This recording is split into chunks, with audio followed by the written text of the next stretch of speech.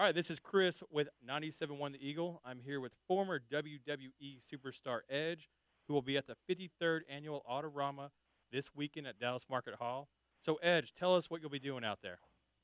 I'm going to be kissing babies and hugging grandmas and signing all kinds of stuff and taking pictures. Awesome. Sounds like a good time. What's your favorite car that you would like to see out there, like your dream car? Ooh, well, I heard the Batmobile might be there. So that could probably be, I think there's like 3 generations of Batmobiles. That's pretty huge to me. So if I could, play Adam West or Michael Keaton or Christian Bale for a day, I'd do that. I know for a fact they're out there. I heard that the Tumbler and then the Adam West Batmobile. Some of our coworkers are test driving that right now. And I wish Adam West is what? I'm sorry. Adam West Batmobile is out there, and they're test driving it right now. That's the one I really want to see, to be honest. That retro '60s one. That's so awesome. You know what? I realized my dream car the other day was the Ghostbusters Ecto-1. Ooh, that's big too. That would be a really cool one. You know what I got to get in was Dracula from the Munsters. Oh, really? That was awesome. Yes. Oh, yeah. Back when you had that, wasn't it Rob Zombie's song as your theme song? Well, it wasn't Dracula, but I did. Yeah, Never Gonna Stop was the Rob Zombie song I used. That's right. And then, I knew Dracula from the Munsters, but then when he made the song about it, and it was in the video, and it's actually a coffin that they've cut out, and dropped an engine into it, cool. It's like purple velvet seating with like yellow ribbon around it, kind of thing, like a Crown Royal bag or something. It's really cool. Oh wow, that must have been a blast. Yeah, that was fun. So what was your first car you ever had? Oh gosh, I saved up $800 and bought a 1981 Mercury Cougar.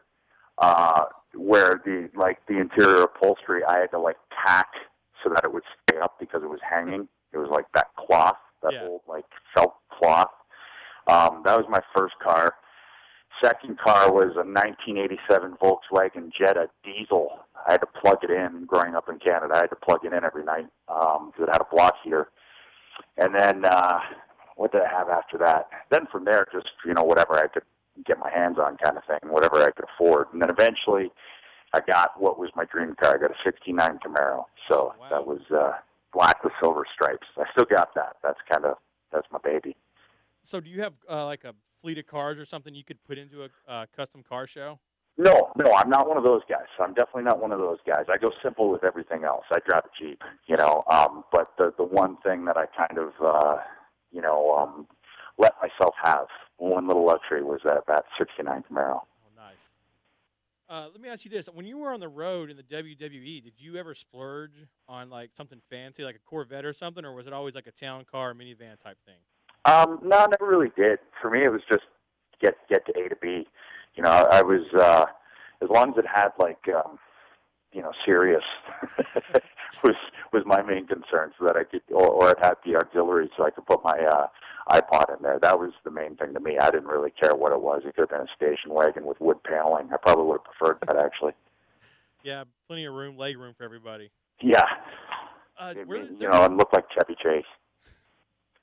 That'd be awesome. I'm picturing you and Christian on like a Christmas vacation type trip. Yeah, he would be my Beverly D'Angelo. Yeah. Was there any crazy road stories you have from back in the day? Just the whole experience of being on the road is pretty crazy. All the people you encounter and all the things you kind of see. You really, it's so whirlwind. You just end up sometimes not knowing what city you're in, and not because of anything you're drinking or anything. It's just because you're just wiped out. It's like, okay, where are we going now? Okay, and which Springfield is it? It's like a Spinal Tap moment.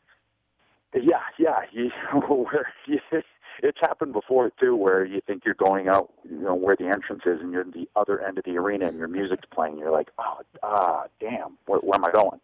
And you're wearing tights. I mean, that makes everything ridiculous. Yeah, I'm sure Vince McMahon would love that too. Yeah, it's easier with TVs because there's a huge stage and everything. But our non-televised shows, I mean, you'd end up in some arenas. You're like, what are we doing here? And you get lost.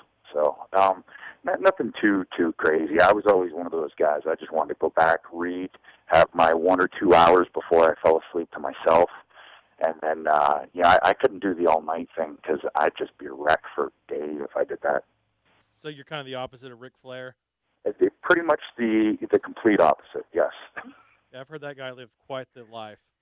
Yeah, I just figured I knew how I react when I have stayed out and hung out all night kind of thing, and I just, reel for a couple of days from it. So, you know what? The most important thing to me is how I perform in there. So, and I just like reading. So I'd rather go back and read and write, watch the Sports Center and hit the hay, and then, get up and start the day and have energy. But some guys can do it. More power to them. I totally hear that. I'm 31, and I couldn't do what Ric Flair does. Yeah. Even when I was in my 20s, I couldn't. But especially as, I got into my 30s, it was like, nah, I gotta, if I want this to last any longer, I definitely got to make sure that, I'm not burning the candle at both ends. So you've been retired for, 2 years? I guess after this WrestleMania, it'll be 2 years now? Yeah, it'll be 2 years coming up, yep. Looking back on it, is there a word or something, like how would you sum up your career in the WWE? Even with the injuries, I'd say I was pretty charmed. I accomplished things that I never would have dreamed possible. There were certain things, like in my mind, I knew I was going to make it to WWE. In my mind, I knew I was going to be world champ. Yeah, I think you have to believe those things if you want it to happen. But I never expected, anything past that, or how many times it would have it, or, all the different stuff over the years that kind of you accumulate on whatever a resume is in wrestling. I never would have thought any of that stuff, or, going into the Hall of Fame year after I retired. None of that I would have expected at all. Hey, you are a first ballot Hall of Famer. Yeah, it's,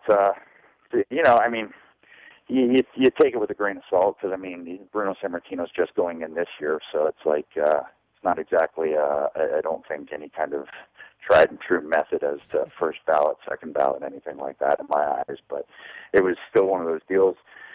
They called me and asked me if I wanted to go in. I was like, man, this is soon. I'm pretty young here, but I'm not going to say no. Yeah, for sure. Definitely.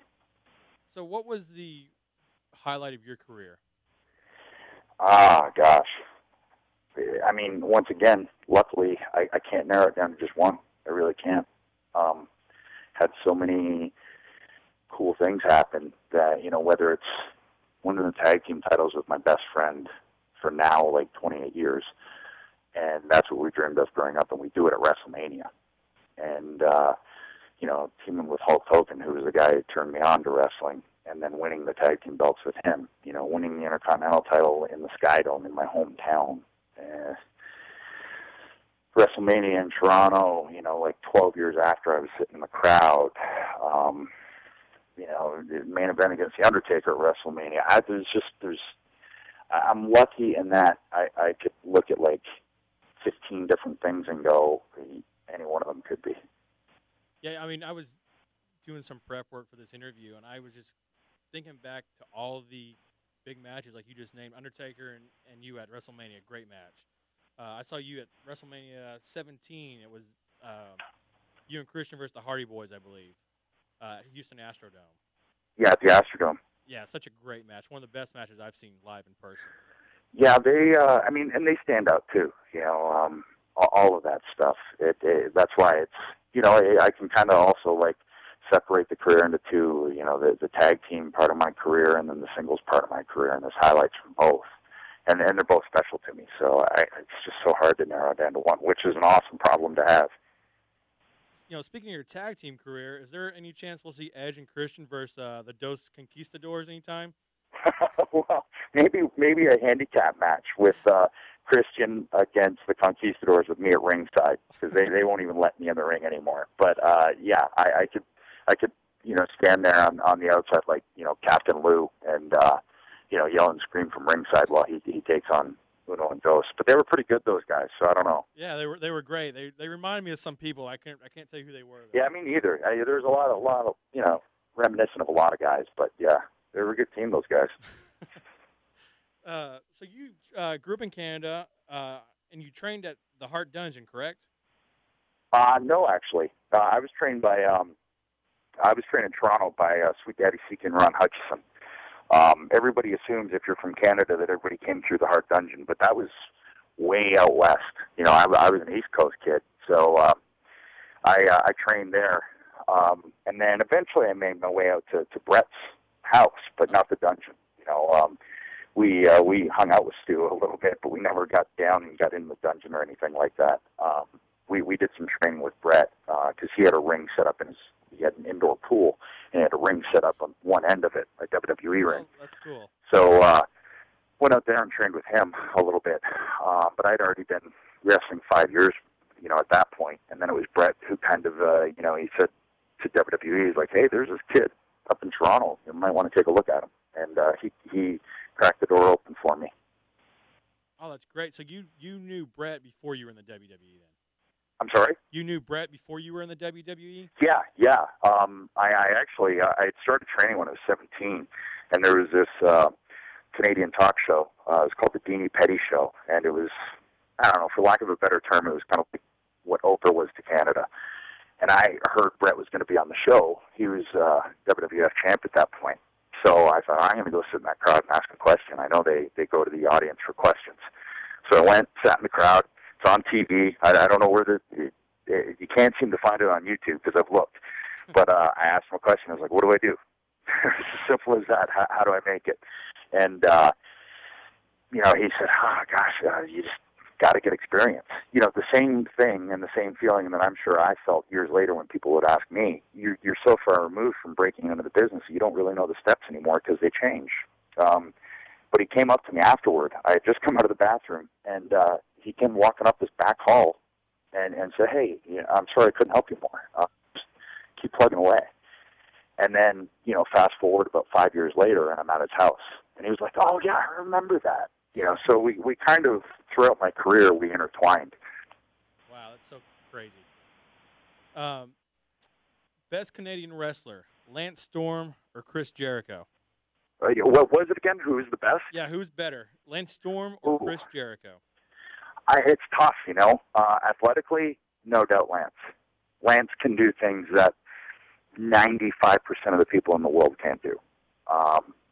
He just does stuff, and he doesn't even think about it. Like, he can leap from the mat to the top rope just standing there.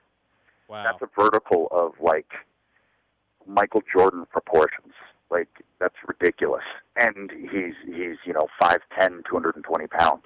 So he can do stuff that, you know, none of us can do. And Jericho is a showman. I mean, he can talk, he can entertain, and he can also wrestle. So different strokes for different folks. You know, it's if you want a technical masterpiece with amazing, just freakish things, Lance is your guy. If you want, you know, just the whole package, then Jericho's your guy. It's tough. They're both awesome, though. I mean, you can't. It's tough to say one's better than the other because they're completely different. Yeah, they're both great. I just wanted to get a professional wrestler's opinion on those two. Yeah, it's a tough call. It really is. I mean, but a huge part of the industry now is talking and being able to, you know, do a really entertaining promo, and Jericho obviously can do that. You know, so it's tough. That's a tough one. Yeah, I feel like nowadays the wrestling is kind of secondary to the talking now. And yeah, I mean, you got to be able to at least back it up somewhat, but you know, the days of being able to, you know, cup your hand to your ear and just a big boot mic drop, those are gone.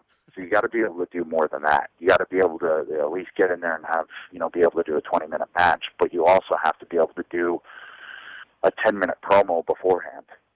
True. All right, so this Saturday you'll be at the 53rd Annual Autorama from 12 to 3, correct?